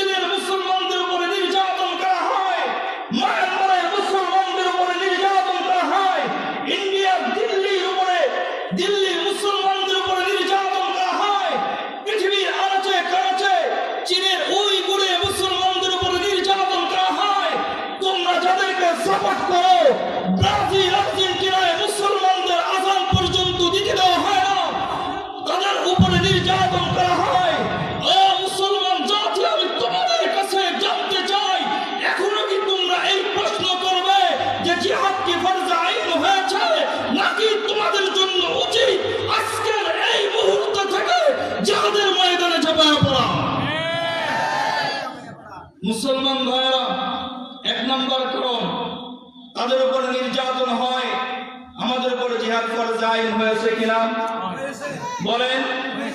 তাদের ভূখণ্ডকে বেঈমানেরা দখল করে নিয়ে যায়, ওই মুসলিম ভূখণ্ডকে মুসলমানদের আয়ত্তে আনার জন্য মুসলমানদের জন্য জিহাদ করা ফরজ আইন। তো আমাদের ভূখণ্ডগুলি বেঈমানেরা নিয়ে গেছে, ওগুলি আমাদের পক্ষে আনার দরকার আছে না নাই? এগুলি আনার জন্য জিহাদ করা ফরজ আইন। তো জিহাদ ফরজ আইন হয়েছে কিনা বলেন? 3 নম্বর কারণ বলি, সরাসরি আল্লাহ কোরআনে বলেছেন ওয়াকাতিলু ফি সাবিলিল্লাহিল্লাযীনা ইউকাতিলুনাকুম ওয়া লা তা'তাদু ইন্নাল্লাহা লা ইউহিব্বুল মু'তাদিন। আল্লাহ বলেন ওয়াকাতিলু ফি সাবিলিল্লাহিল্লাযীনা ইউকাতিলুনাকুম ওয়া লা তা'তাদু। ও পৃথিবীর মানুষেরা, তোমরা যখন দেখবে, ভালো করে বুঝেন আমার কথা, ও পৃথিবীর মানুষেরা, তোমরা যখন দেখবে যে মুসলমানদের কমজোর মা বোনদের উপরে বেঈমান কর্তৃক নির্যাতন চালানো হচ্ছে, মুসলমানদের ছোট ছোট বাচ্চাগুলির উপরে নির্যাতন চালানো হচ্ছে, রাত জানায়া দিছে আল্লাযীনা ইউকাতিলুনাকুম, যদি তোমরা দেখো যে তারা তোমাদের মুসলমান মা বোনদেরকে কতল করে হত্যা করে, যদি তোমরা দেখতে পাও তোমাদের ছোট ছোট বাচ্চাগুলির উপরে নির্যাতন হচ্ছে, তাদেরকে হত্যা করা হচ্ছে, কতল করা হচ্ছে, তাহলে আল্লাযীনা ইউকাতিলুনাকুম, ও পৃথিবীবাসী পরিষ্কার ভাবে শুনে নাও, যারা তোমাদের মা বোনদেরকে হত্যা করে, তোমাদের ছোট ছোট বাচ্চাগুলিকে হত্যা করে, তাদেরকেও হত্যা করা তোমাদের জন্য ফরজ আইন হয়ে যায়।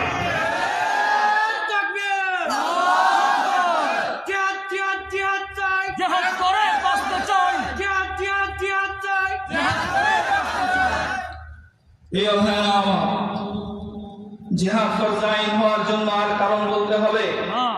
হ্যাঁ, আর বলার দরকার আছে? আমি আলোচনার শুরুতে আবারও চলে যাই, বুঝাই দিয়েছিলাম রব আমাদেরকে খলিফা বানিয়ে পাঠিয়েছেন পৃথিবীতে রাজত্ব করার জন্য। এরপরে ফেরেশতারা বলল ক্বালু আতাজআলু ফীহা মান ইউফসিদু ফীহা ওয়া ইয়াসফিকুদ দিমা, যে আল্লাহ আপনি এদেরকে পৃথিবীতে বানায়েন না, এরা মারামারি করবে, একজন আরেকজনের সাথে ঝগড়া করবে, একজন আরেকজনের সম্পদ মাইরা খাবে, একজন আরেকজনের নামে মিথ্যা মামলা দিবে, একজন আরেকজনের মাল আত্মসাৎ হবে, এদের জন্য রাষ্ট্রীয় কোষাগার থেকে যা বরাদ্দ হবে সমাজের পাতি নেতা এগুলো খায়া ফেলবে। আল্লাহ এদেরকে বানানোর কোনো দরকার নেই। তো আল্লাহ তাআলা কি বলছেন? ক্বালা ইন্নী আ'লামু মা লা তা'লামুন, যে আমি যে বিষয়ে জানি তোমরা সে বিষয় জানো না। আমি সরল তরজমা দিয়ে আপনাদেরকে বোঝাবো। এরপরে আল্লাহ তাআলা আদমকে সৃষ্টি করলেন, ওয়া আল্লামা আদামাল আসমাআ কুল্লাহা সুম্মা আরাদাহুম আলাল মালাইকা। সৃষ্টি করার পরে গোটা পৃথিবীতে যত কিছু রয়েছে এগুলো সব শিক্ষা দিয়েছেন। শিক্ষা দেওয়ার পরে আল্লাহ ফেরেশতাদেরকে ডাকছে, যাও ফেরেশতারা তোমরা আসো, এই যে যে জিনিসপত্র আসবাবপত্র রয়েছে এগুলোর ইসিম বর্ণনা করো, এগুলোর নাম বর্ণনা করো। তো ফেরেশতারা কি জবাব দিছিল জানেন? ফেরেশতারা জবাব দিচ্ছে যে ক্বালু সুবহানাকা লা ইলমা লানা ইল্লা মা আল্লামতানা ইন্নাকা আনতাল আলিমুল হাকীম। যে আল্লাহ আপনি পবিত্র, তবে আপনি আমাদেরকে যতটুকু জ্ঞান দিয়েছেন ততটুকু জ্ঞান আমরা পেয়েছি।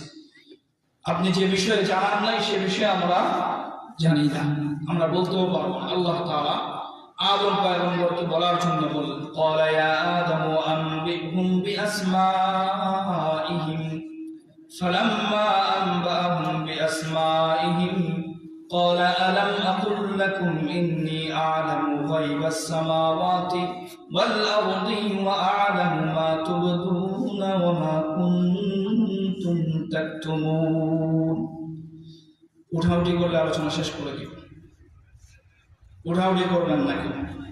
আর অল্প টাইম আলোচনা করবো, মূল বিষয়টা বুঝিয়ে শেষ করে দেব ইনশাআল্লাহ। আল্লাহ তাআলা আদম পয়গম্বরকে নাম বলার জন্য বললেন, তিনি সুন্দর করে নামগুলি বর্ণনা করেছেন। আল্লাহ তাআলা এরপরে ফেরেশতাদেরকে জিজ্ঞাসা করলেন যে ফেরেশতা, এই যে যে নামগুলি তোমাদেরকে বলার জন্য বলছে তোমরা বলতে পারছো?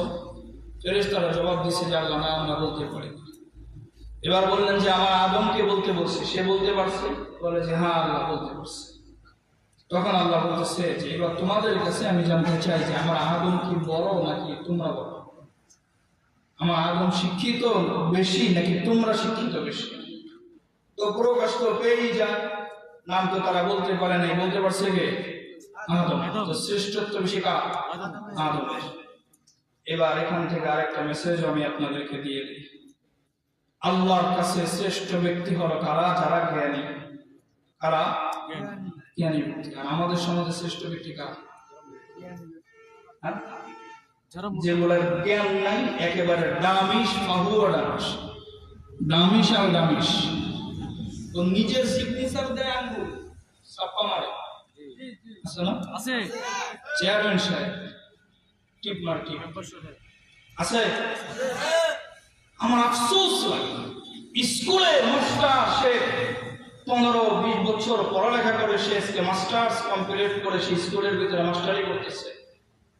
যে স্কুলের ভিতরে 50-60 জন মাস্টার রয়েছে, উচ্চ শিক্ষিত ডিগ্রিধারী প্রফেসর রয়েছে, সেই স্কুলের সভাপতি সমাজের অশিক্ষিত পাতি নেতা। তো অধঃপতন আসবে না তো কি আসবে বলেন?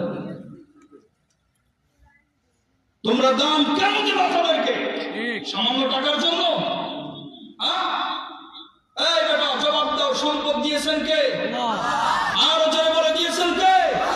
তাহলে 2 টাকার জন্য মাহফিলের সভাপতি, স্কুলের সভাপতি, মাদ্রাসার সভাপতি কেন সমাজের অশিক্ষিত পাতি নেতা হবে?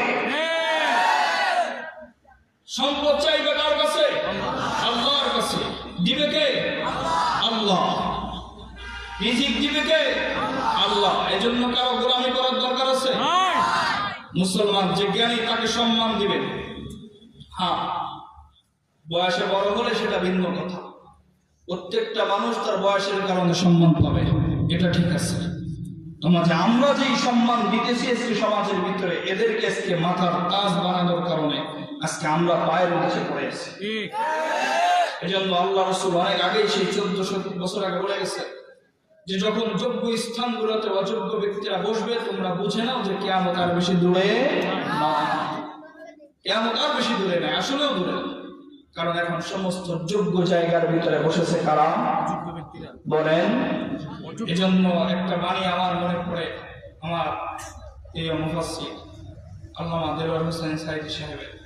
উনি একটা বক্তৃতায় বলেছিলেন যে একটা বাগান নষ্ট করার জন্য একটা হুতুম পেঁচাই যথেষ্ট। ওই বাগানের প্রত্যেকটা ডালে ডালে যদি হুতুম পেঁচা বসে যায়, তাহলে বাগানের অবস্থা কেমন হবে বলেন? গোটা দেশকে নষ্ট করার জন্য একজন অযোগ্যই যথেষ্ট। সেখানে যদি প্রত্যেকটা জায়গায় জায়গায় অযোগ্যরা বসে যায়, তাহলে আমাদের অবস্থা কি হবে? দেশের অবস্থা বলেন মুসলমান ভাই। এজন্য শিক্ষিতর দাম আছে না নাই? আল্লাহ তাআলা বললেন ফেরেশতারা তোমরা আদমকে সিজদা দাও। সিজদা দিল না, সিজদা দিল শুধু ফাসাজাদু ইল্লা ইবলিস। সময় কম, আমি সংক্ষিপ্ত করে বলে যে শুধু ইবলিস সিজদা দেয় নাই, যুক্তি দেখাইছে। আল্লাহর কাছে এটা পছন্দ হয় কেন?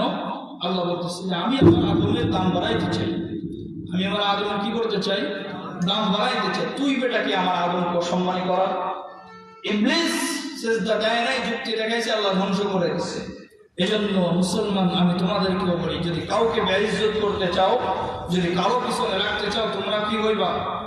ধ্বংস হইবা। আল্লাহ যাকে সম্মান দিতে চায় তাকে কেউ বেইজ্জতি করতে পারবে না। আল্লাহ জন্য জানায়া দিচ্ছেন যে কুলিল্লাহুম্মা মালিকাল মুলকি তুতিল মুলকা মান তাশা ওয়া তানজিউল মুলকা মিম্মান তাশা ওয়া তুইজ্জু মান তাশা ওয়া তুযিল্লু মান তাশা বিয়াদিকাল খায়র ইন্নাকা আলা কুল্লি শাইইন কাদির। ইজ্জত দেওয়ার মালিক কে? বেইজ্জত করার মালিক কে?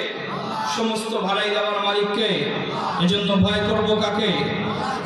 আরো জোরে, আরো জোরে বলে। একমাত্র ভয় করব আল্লাহ। আল্লাহকে যদি ভয় করি, হক কথা বলতে কোনো দ্বিধাবোধ করবেন না। হক যেটা সেটা আমাদেরকে বলতেই হবে। প্রিয় ভাইরা আমার, রব্বে কারীম আমাদেরকে জানাইতেছে, ও পৃথিবীর মানুষেরা, বড় মহাব্বত করে, বড় ভালোবেসে পৃথিবীর জমিনে আমি তোমাদেরকে পাঠাইলাম। ফেরেশতারাও আমাকে নিষেধ করেছিল, আমি শুনি নাই। আমি আমার জায়গা থেকে শ্রেষ্ঠত্ব দান করে তোমাদেরকে পৃথিবীর জমিনে আমি আল্লাহ শ্রেষ্ঠ করেছি। কিন্তু আজকের পৃথিবীর মানুষেরা দুনিয়ার পিছনে এমন ভাবে পড়ে গেছে, সে রব্বে কারীম থেকে একেবারে দূরে সরে গেছে। মুসলমান ভাইরা আমার, পর্দার মা, একটু দিলের কানটা লাগায় আমার কথাগুলি শোনো। রব্বে কারীম আমাকে আপনাকে এত এত নিয়ামত দিয়েছে। আমার রব আমাকে বলতেছে, বান্দা, আমি আল্লাহ তোরে জন্ম দিলাম, বানাইলাম। আমি আল্লাহ চাইলে মুহূর্তের ভিতরে পৃথিবীর জমিনে তোরে পাঠিয়ে দিতে পারতাম, কিন্তু না, আমি আল্লাহ বড় ভালোবেসে তোরে বানাইলাম। বান্দা, আমি আল্লাহ পৃথিবীর যত কিছু রয়েছে শুধুমাত্র একবার ইশারা করেছি, সব হয়ে গেছে। সিংহ বানাইছি ইশারার মাধ্যমে। পৃথিবীর যত যত বড় বড় প্রাণী রয়েছে সব আমি আল্লাহ ইশারার মাধ্যমে বানাইলাম। কিন্তু বান্দা, আমি আল্লাহ চাইলে তোর ইশারার মাধ্যমে বানায় ফেলতে পারতাম। আমি আল্লাহ চাইলে মুহূর্তের ভিতরে সৃষ্টি করতে পারতাম, কিন্তু করি নাই, কারণ তোর জন্য আমার বড় মায়া। এজন্য আমি নিজের হাত দিয়া তোর হাত আমি আল্লাহ বানাইলাম। আমি আল্লাহ নিজের কুদরতি হাত দিয়া তোর পা আমি আল্লাহ বানাইলাম। আমি আল্লাহ নিজের কুদরতি হাত দিয়ে তোর গোটা বডিটাকে আমি আল্লাহ বানাইলাম। পৃথিবীর জমিনে পাঠানোর পরে একেবারে মাসুম বাচ্চা, ছোট্ট বাচ্চা, তুই কথা বলার শক্তিও আমি আল্লাহ তোরে দেই নাই। আমি আল্লাহ শুধু একটাই শক্তি তোরে দিয়েছি, যেটা কান্না করার শক্তি। ও বান্দা, বান্দিরে, কিন্তু আমি আল্লাহ তোর কান্নাটাকে বাঁশির সুর বানায়া দিয়েছি, যার কারণে তোর কান্নার আওয়াজ শোনার সঙ্গে সঙ্গে তোর মা তোরে কোলে নেওয়ার জন্য পাগল হয়ে যায়। ও হাবির বলার মুসলমান, একটু দিলের কানটা লাগায় কথা বলি শুনো। আমার রব জানাইতেছে, তোর কান্নার আওয়াজটাকে আমি আল্লাহ কেমন বাঁশির সুর বানাইলাম। তোর কান্নার আওয়াজ শুনলে তোর বাবাও তোরে কোলে নেওয়ার জন্য পাগল হয়ে যায়।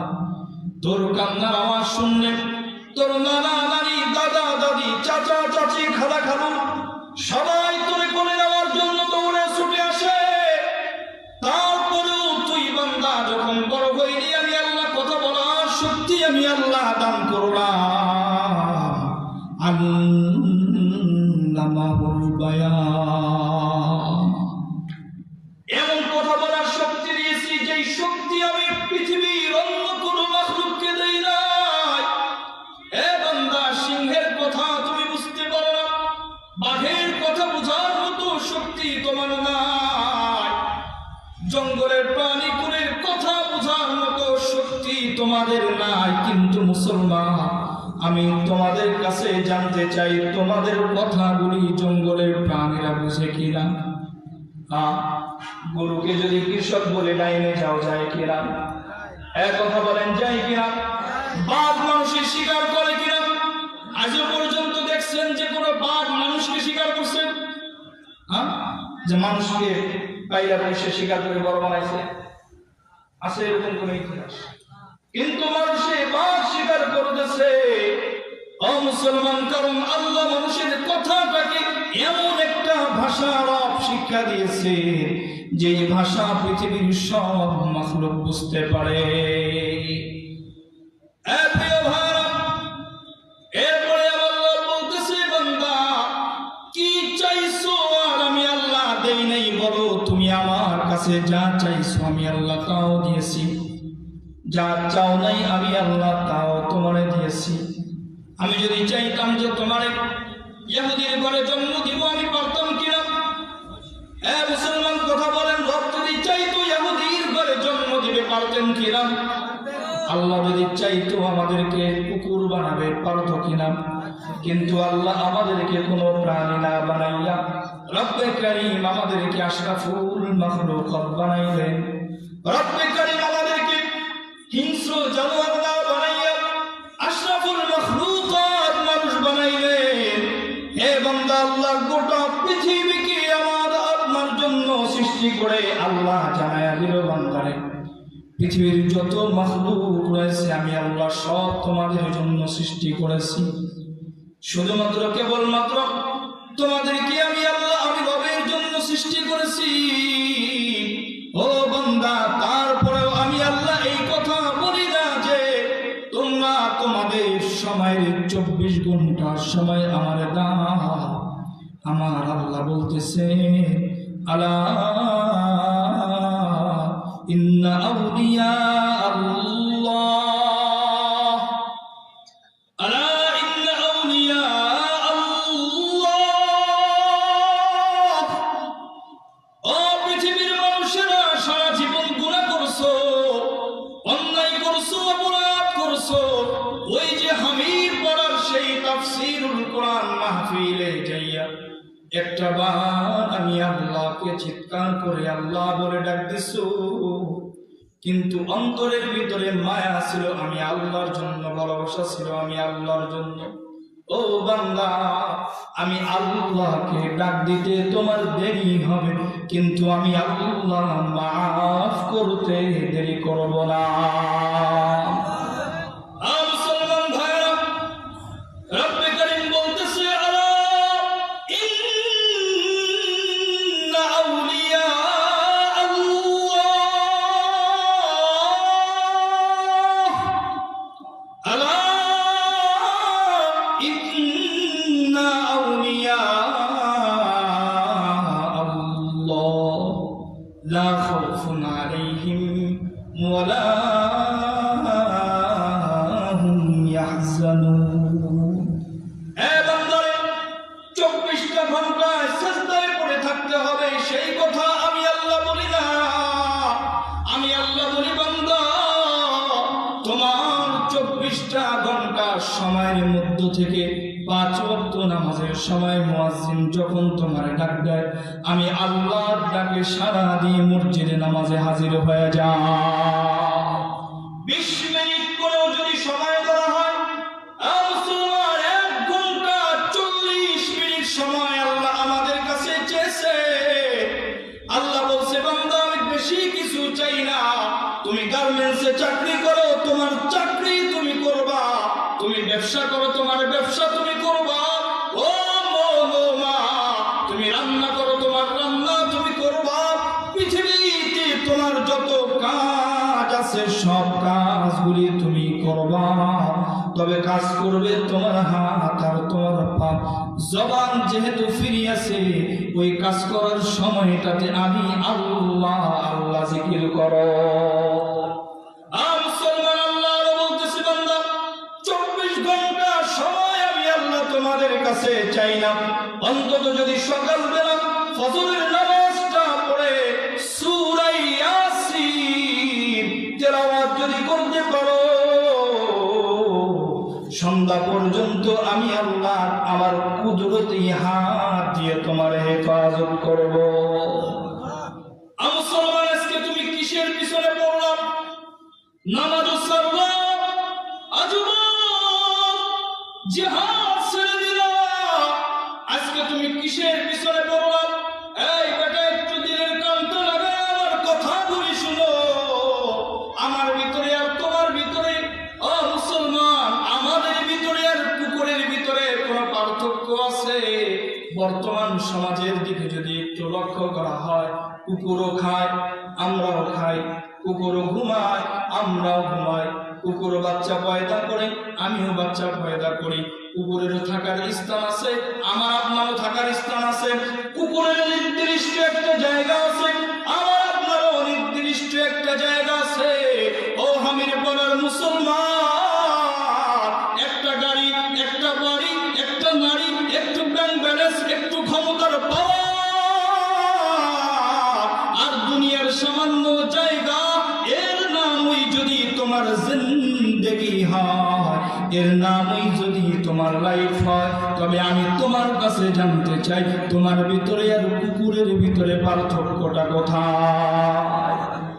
মুসলমান ভাইরা, এজন্য আমি আপনাদের কাছে পায়ে হাত দিয়ে বলতে চাই, যুবক, আজকে তোমার অবস্থা কত কঠিন। ফেসবুক সময় চায়, সময় পাইতেছে। যদি রব যদি জিজ্ঞাসা করে যুবক রে, আমি আল্লাহ হাত তোরে আমি আল্লাহ দান করলাম, আমি আল্লাহ ব্রেনটাও তোরে দিলাম, চক্ষু আমি আল্লাহ দিলাম, সব কিছু আমি আল্লাহ তোরে দান করলাম। ফেসবুক সময় চাইছে, ফেসবুক তোর কাছে সময় পেয়েছে। ইউটিউব সময় চেয়েছে, সেটাও পাইছে। তোর গার্লফ্রেন্ড তোর কাছে সময় চাই, সেটাও তোর দেওয়ার মতো সময় হয়। সব বাদ দিয়া গার্লফ্রেন্ডের সাথে রাত্র 3টা পর্যন্ত কথা বলার সময় হয়। যুবক, ঘন্টার পর ঘন্টার সময় তুই তোর ফেসবুক রে, মোবাইল রে, ইউটিউব শরীফ রে দিলি, তোর গার্লফ্রেন্ড রে তুই সময় দিলি। কিন্তু আমি আল্লাহ এত কিছু তোরে দিলাম, এত কিছু দেওয়ার পরে আমি আল্লাহ একটুখানি সময় তোর কাছে চাইলাম, একটুখানি সময় কি আমি আল্লাহকে তুই দিতে পারিস না? মুসলমান যুবক, এই জন্য পায়ে হাত দিয়া বলি, ও যুবক ভাইরা, এটার নাম লাইফ না, এটার নাম জিন্দেগি না। একটা গাড়ি পাইয়া, একটা বাড়ি পাইয়া, একটা নারী পাইয়া, একটু ব্যাংক ব্যালেন্স কামাইয়া মনে করতেছো আমার লাইফ সেটেল হয়ে গেছে। যুবক, না না, আল্লাহ আমাদেরকে এই লাইফ সেটেল করার জন্য পাঠান নাই। আল্লাহ আমাদেরকে পাঠাইছেন আমাদের আখিরাতের লাইফ সেটেল করার জন্য।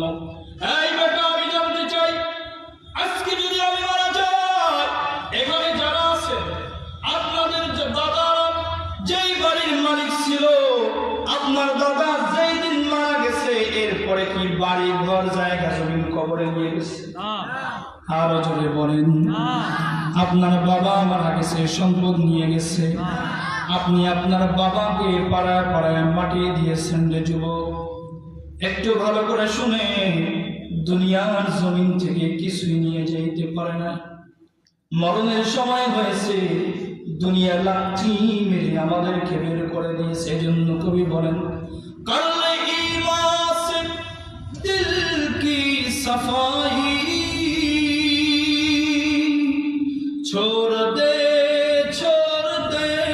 तू बुराई, ये जो मखमल का चोला है मेरा, ये जो मखमल का चोला है तेरा, ये कफन में बदलना पड़ेगा। जिंदगी एक किराए का घर है, एक न एक दिन बदलना पड़ेगा। जिंदगी एक किराए का घर है, एक न एक दिन बदलना पड़ेगा। मौत जब तुझको आवाज देगी, मौत जब तुझको आवाज देगी, घर से बाहर निकलना पड़ेगा। मुसलमान, আমার শরীরের ভিতরে যে চাদর রয়েছে, আমার শরীরে যে জামা রয়েছে, আমার শরীরের যে দামি পোশাক রয়েছে, আমার মরণের পরে কাফনের কাপড়ে পরিবর্তিত হয়ে যাবে। মুসলমান, আমার মা কিন্তু কথা বলবে না, আমার সন্তানের জামাগুলিও কবরে দিয়ে দাও। আমার স্ত্রীও বলবে না, আমার সন্তানের পোশাক, আমার হাজবেন্ডের পোশাকগুলি কবরে দিয়ে দাও। আমার সন্তানরা বলবে না, আমার বাবার পোশাকগুলি কবরের ভিতরে দিয়ে দাও। বরঞ্চ যা আছে সব খুলে রেখে দেওয়া হবে। এর নবীর উম্মতের দল, এটার নাম হলো পৃথিবী। যখনই মরণের সময় হবে, পৃথিবী বলবে, বেটা তোর সময় শেষ, লাঠি মেরে আমাকে আপনাকে কবরে পাঠায় দিবে। মুসলমান, এই জন্য আমাদের লাইফটা হবে একটা ভাড়ার জিন্দেগি। যতক্ষণ পর্যন্ত আপনি মালিকের বাসায় আছেন, মালিক অনুমতি দিছে থাকতে পারবেন। আজকে যদি মালিক বলে আপনি বাসা ছেড়ে দেন, থাকতে পারবেন? আরো জোরে বলেন, থাকা যাবে? রব্বে কারীম জিন্দেগি দিয়েছে ভাড়া। মালিক যখন চাইবে আমাদেরকে কবরের বাসিন্দা হওয়া লাগবে। এজন্যই কবি বলে জিন্দেগি এক কিরায়ে কা ঘর হ্যায়। বলেন আমার সাথে সবাই, জিন্দেগি এক কিরায়ে কা ঘর হ্যায়, एक ना एक दिन बदलना पड़ेगा, मौत जब तुझको आवाज देगी, घर से बाहर निकलना पड़ेगा। इतना माजूर हो जाएगा तू, इतना मजबूर हो जाएगा तू, अपने आंगन से उठना पड़ेगा, अपने आंगन से उठना पड़ेगा, अपने चौखट से टलना पड़ेगा। जिंदगी एक किराए का घर है, एक न एक दिन बदलना पड़ेगा। आप सुनवानी बनता আল্লাহর গোলাম ও যুবক, ও পর্দার আড়ালের মা, জানি না জিন্দেগিতে আমার সাথে আপনার আর কোনোদিন দেখা হবে কিনা। এমন তো হতে পারে আজকে ঢাকা যাওয়ার পথে আমার মরণ হয়ে যাবে, এমন তো হতে পারে এই মাহফিলের প্যান্ডেলটাও পার হতে পারবো না, তার ভিতরে আজরাইল চলে আসবে। ও বান্দার এই মরণের সময়টা কেমন হবে একটু সংক্ষিপ্ত করে জানায় দেই। একটু কল্পনা করেন, নিজেকে নিয়ে একটু কল্পনার সাগরে চলে যান। যদি আজকে রাত্রে আপনার মরণ হয়, ঘুমিয়ে আছেন, সকালবেলা আপনার মা আপনাকে ডাক দিছে, আপনি উঠেন না, বাবা ডাক দিছে উঠেন না, এই বান্দার দীর্ঘ সময় পর্যন্ত ডাকছে, আপনি উঠেন না। দুপুর হয়ে গেছে, হঠাৎ করে বাবা আপনার শরীরের ভিতরে হাত দিছে, হাত দিয়ে কাজ করার সঙ্গে সঙ্গে আপনার গোটা শরীরটা লড়ে চড়ে উঠছে। বাবা বুঝতে পারছে সন্তান দুনিয়া থেকে বিদায় হয়ে গেছে। চোখের পানি ছেড়ে কান্দে আর মাকে বলেন, ও সন্তানের মা, সন্তানকে যে ডাকতেছো, সন্তান কেমনে উঠবে? সন্তান তো এমন ঘুম ঘুমায় গেছে, আর জিন্দগিতে কখনো উঠবে না। আপনি দেখতেছেন আপনার মা কান্না করে, বাবা কান্না করে, অবাক হয়ে গেছে, কেন আমার মা কান্না করে, কেন আমার বাবা কান্না করে। মুসলমান কিছুক্ষণ পরে আপনি দেখতেছেন আমার ভাই কান্না করে, বোন কান্না করে। এত যে বলে এনে আমার মা বাবা, এনে আমার ভাই বোন কান্না করিও না, কিন্তু তারপরেও তারা শুনে না। মুহূর্তের ভিতরে গোটা এলাকাবাসী আপনার বাড়িতে হাজির, আপনি জানেন না কেন তারা আসছে, আপনি অবাক, আরে এরা কেন আমার বাড়িতে আসলো, কি আনন্দ হচ্ছে, কেন আসতেছে, সবাই কান্না কেন করতেছে, কি কারণ? কিছুক্ষণ পরে দেখতেছেন আপনার মসজিদের খাটিয়াটাও আপনার বাড়িতে চলে আসছে, আপনার মসজিদের খাটিয়া চলে আসছে। আপনি তখনও বুঝেন না যে কি হয়েছে। আপনার খাটিয়ার ভিতরে শোয়ানোর জন্য যারা লাশ গোসল দেয় তারাও আসছে, তখনও আপনি বুঝতেছেন না যে আপনার কি হইতেছে, আপনি দেখতেছেন শুধু। এরপরে আপনাকে যখন নিয়া খাটিয়ার উপরে শোয়া দিচ্ছে, গরম পানি দিয়ে গোসল করাইতেছে, তখনও বুঝতেছেন না যে আপনার কি হয়েছে। আপনি মনে করতেছেন আমি ঘুমাই গেছি।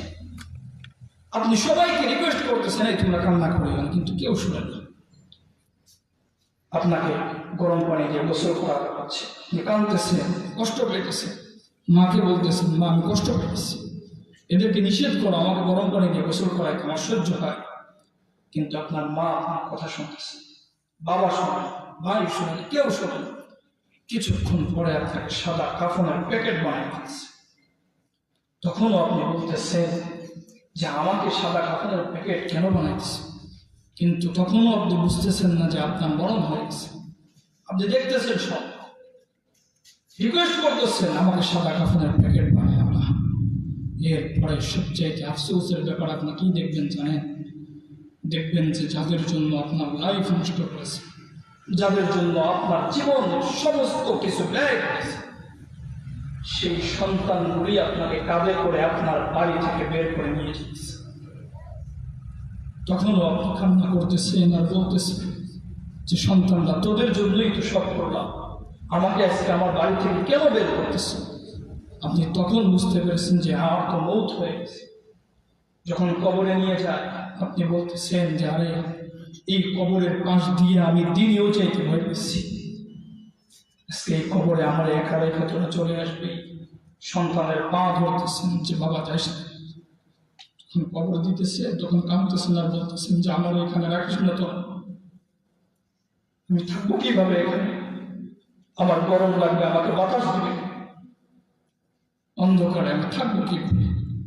তোদের জন্যই তো আমার গোটা লাইফকে বরবাদ, তোরা আমাকে এভাবে রেখে দিয়েছিস।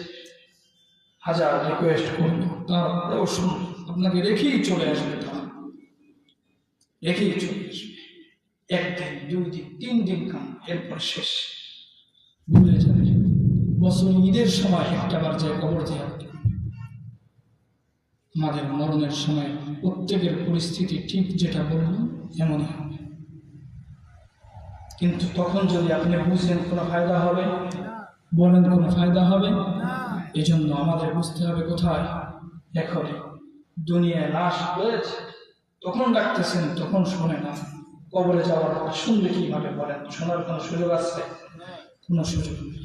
এই জন্য আমি কক্সবাজারের মুসলমান, আমি আপনাদের কাছে বলি, জানি না লাইফে আর কখনো দেখা হবে কিনা, জানি না লাইফে আর কখনো কথা হবে কিনা। হতে পারে আমি মরে যেতে পারি, আপনিও চলে যেতে পারেন। তবে আমি আপনাদের কাছে অনুরোধ করেছি যে আমার যুব সমাজ যারা আসো, তোমরা যে উপকরণের ভিতরে আসো, মোবাইল, ফেসবুক, ইউটিউব, এরপরে নেশাদ্রব্য, এগুলো বাদ দাও। নিজের লাইফ ধ্বংস করবা। অধিকাংশ যুব সমাজ নেশার ভিতরে পড়ে আছে। কি পাইতেছে বলো? কি দিচ্ছে তোমাকে? কি দিচ্ছে? আরে বেটা, আমার তো 60-70 বছরের হায়াত, দেখতে দেখতেই তো চলে যায়, দেখতে দেখতেই তো চলে যায়। তো কি পাই? কিছু পাইছ? সমাজের অপদার্থ একজন যুবক এবং অপদার্থ একজন মানুষ হয়ে তুমি মারা যাবে। এই জন্য আমার যে সমস্ত যুবক ভাইয়েরা নেশাগ্রস্ত, নেশায় অভ্যস্ত আছে, আমি পায়ে হাত দিয়ে বলতেছি ছেড়ে যাবে, আল্লাহ কা ওয়াস্তে ছেড়ে যাবে। তোমাদেরকে দিয়ে আল্লাহ তাআলা দিন প্রতিষ্ঠিত করবে, তোমাদের দ্বারা ইসলাম প্রতিষ্ঠিত হবে, তোমাদের দ্বারাই কোরআনের ময়দানে কোরআনের রাজ কায়েম হবে, তোমাদের দ্বারাই গোটা পৃথিবীতে মুসলমানদের রাজত্ব চলবে। তো তোমরা যদি নেশার ভিতরে পড়ে থাকো, তোমরা যদি ফেসবুক, ইউটিউবের পিছনে পড়ে থাকো, তো তোমাদেরকে দিয়ে কি আর ইসলাম কায়েম হওয়া সম্ভব? হ্যাঁ, এই জন্য এগুলো ছাড়া যাবে তো ইনশাআল্লাহ। আজকের পর থেকে কারা কারা এই সমস্ত বদ অভ্যাসগুলি ছেড়ে দেবেন, একটু হাত তুলে দেখেন। আল্লাহ তাআলা আমাদের সমস্ত ভাই বোনদেরকে কবুল করুন। এই ভাই, আরেকটা বিষয়, আমাদের চোখ কান ওয়াল টাইম খোলা রাখতে হবে, যেন বেঈমানেরা আমাদের ঈমানকে চুরি করতে না পারে।